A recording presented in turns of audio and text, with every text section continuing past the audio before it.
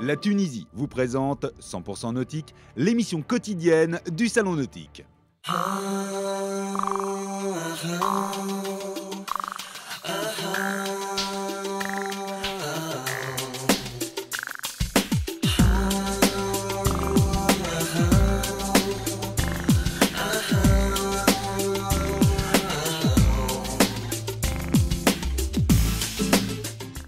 Bonjour et bienvenue pour 100% nautique, toujours au Salon Nautique International de Paris, porte de Versailles. Aujourd'hui, les sports de glisse, notamment le wakeboard qui se développe à la vitesse grand V. À ma droite, Sébastien Marr, responsable de Job ou Joby, une marque internationale au départ américaine, aujourd'hui néerlandaise, spécialisée donc dans le wake, le sup et d'autres sports de loisirs nautiques. Et sur ma gauche, Benoît Roncin, qui est le responsable de l'Atlantic Wake Park en Vendée, dans le sud de la Vendée, et qui est un centre de wake qui est tout récent, mais qui cartonne. C'est ça, exactement. Bonjour. Alors qu'est-ce qui se passe chez vous? Vous avez un plan d'eau fermé? Qu'est-ce qui se passe? C'est ça, nous on a monté une nouvelle base de loisirs, du coup un nouveau téléski nautique avec un grand domaine, un grand circuit qui fait 750 mètres de long et un petit circuit qui fait 100 mètres de long pour l'initiation et le perfectionnement. Et on est effectivement sur un plan d'eau fermé au pied des spots de glisse, au pied de l'océan.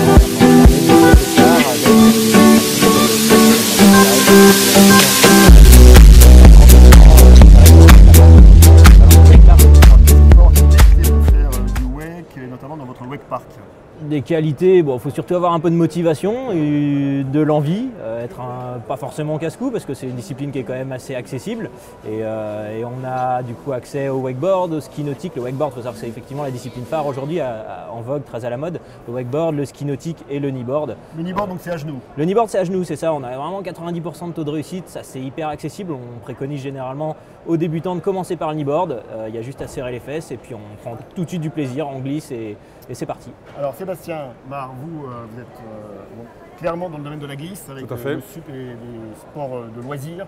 Comment vous expliquez le succès du wake aujourd'hui?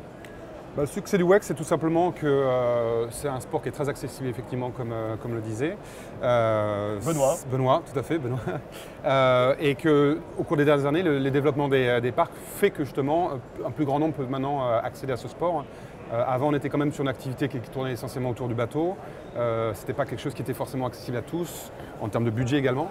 Et puis aussi une volonté, je pense, pour le plus grand nombre d'avoir des activités fun qui se pratiquent au grand air. La volonté vraiment de partager un moment aussi, parce que c'est quelque chose qui se fait en groupe souvent, avec vraiment un partage, un moment de détente en extérieur. Donc quelque chose de vraiment... Alors, racontez-nous un peu le wake. Il y a le wake tracté, il y a les wake parks. Comment ça fonctionne tout ça? Les wake parks, ça fait quelques années que ça existe et ça se développe notamment sur les dernières années beaucoup plus. Avant, c'était tout simplement le ski nautique, le bateau. Le wake est devenu une des... Comme on a pu le voir avec le ski, le snowboard, le wake est venu après le ski nautique et les parcs ont permis de démocratiser énormément la pratique du wake. Donc, quel type de produits vous proposez? Alors nous, on travaille sur des produits qui sont des grand public. On est sur des produits qui sont techniquement de qualité mais qui sont très accessibles en termes de technicité et qui permettent au plus grand nombre de pouvoir vraiment pratiquer le sport. Donc on n'est pas sur des produits trop haut de gamme non plus. On a la volonté vraiment que le plus grand nombre de personnes puissent accéder à la pratique. On va revenir vers vous pour parler d'autres sports de glisse et de loisirs, Sébastien. Donc Benoît, juste quelques mots pour expliquer le fonctionnement d'un wake park. Les gens arrivent tôt le matin, ils peuvent rester une journée entière à se défoncer pour le sport? C'est ça, alors généralement nous ça se pratique plutôt à l'heure. Après si on est bien motivé, on peut venir en famille pour toute la journée. Nous on est ouvert de 9h30 à 21h, donc c'est pas rare que les gens arrivent le matin, prennent un passe-journée et puis en profitent toute la journée. Après c'est vrai que physiquement parlant, on peut venir pour 1 heure et la pratique d'1 heure de téléski, de câble, de ski nautique se fait vite ressentir dans les bras. Donc c'est vrai qu'1 heure ça peut être suffisant. Après pour prendre plaisir, pour profiter pleinement de la base, ça peut être intéressant de rester toute la journée entière. Donc la Vendée, le département du Vendée Globe bien sûr, devient vraiment le département de tout le nautisme. C'est ça, là nous on est vraiment dans le sud Vendée, à la frontière de la Charente-Maritime. Donc c'était une partie du département qui était un petit peu laissée pour compte. Donc c'est bien, on dynamise un peu le site, un peu le sud Vendée, on est ravis. Sébastien, là on élargit un peu, donc vous faites également du sup. Stand-up paddle. Stand-up paddle, oui, tout à fait. Et puis d'autres loisirs nautiques. Loisirs nautiques, Joby, ça fait quand même maintenant 40 ans qu'on est spécialiste des sports nautiques. Ça a commencé essentiellement bien sûr avec le ski nautique, mais très rapidement ça s'est démocratisé. le wakeboard, tout ce qui est aussi gonflable, bouée gonflable derrière les bateaux. Et la plus récente des familles qui a été ajoutée à notre gamme de produits, c'est effectivement le stand-up paddle. Il faut savoir que le stand-up paddle aujourd'hui, c'est le plus grand développement en termes de sport nautique en France. Avec à peu Les près plus grandes courses comme le SUP Paris Nautique. Alors également ça, mais surtout en termes de pratique, c'est une des pratiques sur lesquelles il y a le plus de dynamisme en ce moment. Il y a quasiment 30% d'augmentation par an de pratiquants. Et donc il y a beaucoup à faire. C'est un des sports les plus accessibles. Tout plan d'eau permet d'accéder au SUP.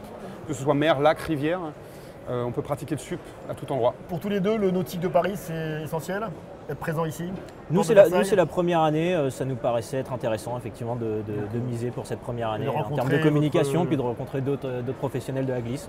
Et vous? Essentiel, ça fait plus de 20 ans je crois qu'on vient au nautique. C'est le rendez-vous à ne pas manquer pour nous. En tant que marque de sport nautique, c'est incontournable. Beaucoup de jeunes qui viennent. Beaucoup de jeunes et puis de moins jeunes. De plus en plus, c'est des pratiques qui sont accessibles au plus grand nombre. Donc aussi des moins jeunes. Un grand merci à tous les deux. Donc Sébastien, on l'a peut-être déjà fait, mais Joby, Joba aussi. Hein. Voilà, on l'a fait Donc, très souvent. voilà. Ça fait Et sourire. puis Benoît, on ira vous voir en Vendée. Bah, avec plaisir. Département magnifique, il y a toujours du soleil. Eh bien nous, on enchaîne sur une des animations du Nautique de Paris 2015.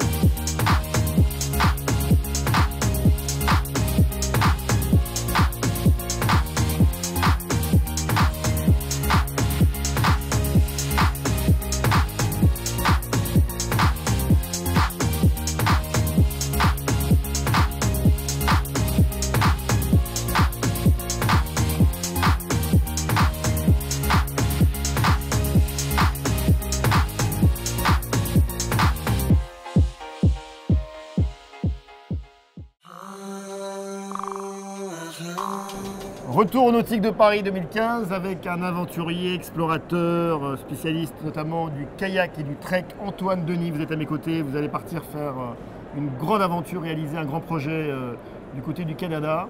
Dans le grand nord du C'est pour Canada. ça que je vous ai invité d'ailleurs. Oui, tout à fait. Dans Alors le grand nord du Canada, en kayak, 1000 km pendant 3 mois et 500 km à pied encore un petit mois après.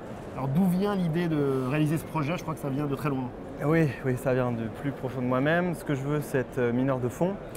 Mineur de fond, donc dans des mines de nickel. Là, c'est une mine de nickel en l'occurrence que je veux rejoindre. Je me suis formé dans des mines d'or. Le Québec a une des régions les plus aurifères au monde, la vallée de l'or. Et du coup, j'ai passé ma formation là-bas et dans le centre national des mines du Canada. Je suis le premier Français qui a fait cette formation. Et j'ai jamais réussi à trouver du travail dans mon domaine. Du coup, je veux rejoindre une mine pour leur montrer que je suis supra motivé, quoi. Et donc pour y arriver, il faut passer par le kayak et le trek. Pour y arriver, il faut que je remonte la baie d'Hudson en kayak sur 1000 km, je traverse 5 villages inuits. Et effectivement, après, j'abandonne le kayak dans une communauté inuite et je continue à pied. Donc les entraînements, c'est plutôt en ce moment en Bretagne? C'est en Bretagne, dans la rade de Brest, en mer d'Iroise, du côté de Brest, où je me suis installé. Le phare du Petit Minou. n'est pas Voilà, loin. le phare du Petit Minou, où il y a tous mes potes surfeurs qui sont dans le coin.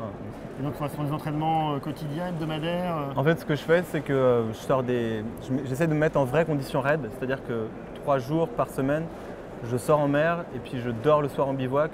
J'essaie d'avoir la préparation la plus concrète, objective, et puis de faire un bon parallèle avec ce que je vais avoir sur le terrain pendant 3-4 mois, quoi. Mais le climat n'est pas forcément le même. Ouais, mais tu sais, en Bretagne, c'est costaud, hein. La mer est bien houleuse et c'est même des conditions pires que ce que j'aurais sur place. Dès que je vais avoir des tempêtes en fait, dans la baie d'Hudson, moi j'ai une marge de temps, une marge de sécurité, je ne suis pas obligé de sortir tous les jours. Donc je peux faire des pauses de 2 jours, 3 jours quand la mer est costaud là-bas, quoi. Donc le projet c'est l'expédition Pivok, Oui. ça vient de l'Inuit. Alors en Inuktitut, dans la langue des Inuits, ça veut dire agir. Et je trouvais que c'était une belle métaphore pour ce projet. Je voulais agir dans ma vie, je voulais être l'acteur de mon quotidien, quoi. D'accord, et là vous êtes soutenu j'imagine par tous les Bretons, les Brestois et les autres. Mais j'espère qu'ils soutiennent le projet, ouais. En fait, si tu veux, dans ce projet, j'essaie de porter une valeur, en étant humble, là, c'est cette jeunesse qui veut à tout prix s'en sortir. Il y a plein de jeunes qui veulent s'en sortir aujourd'hui. Et là, l'idée du projet, c'est ça, c'est se réaliser, tu vois, aller au bout de soi-même pour montrer ses capacités Je crois qu'il y a des belles valeurs derrière ce projet. Et je ne suis pas tout seul en train de partir. Toi, il y a des gens qui me soutiennent et c'est ça qui me renforce, qui me donne et finalement beaucoup de force pour partir. Eh bien, on vous suivra, cher Antoine Denis, avec l'expédition Pivoc Oui. du côté du Canada. Et on retrouve tout de suite nos amis tunisiens avec de très belles images de la Tunisie. C'est parti! La marina, depuis très longtemps, accueille des plaisanciers qui viennent de toute l'Europe pour hiverner à la marina de Monastir. Donc pendant l'hivernage, vous savez que tous les bateaux ont toujours des problèmes de réparation. Donc ils trouvent à la marina de Monastir donc, des compétences dans presque tous les domaines de réparation de bateaux de plaisance. On a des compétences aussi bien dans les réparations de la fibre de verre et dans les bateaux de bois. Vous savez qu'en Tunisie encore, il y a certains chalutiers qui sont en bois. Et je construis des petits bateaux pointus, armés en voile latine, avec lesquels on participe aussi bien en Tunisie qu'en Europe, notamment à Saint-Tropez, où on fait chaque année une régate des voiles latines de Saint-Tropez.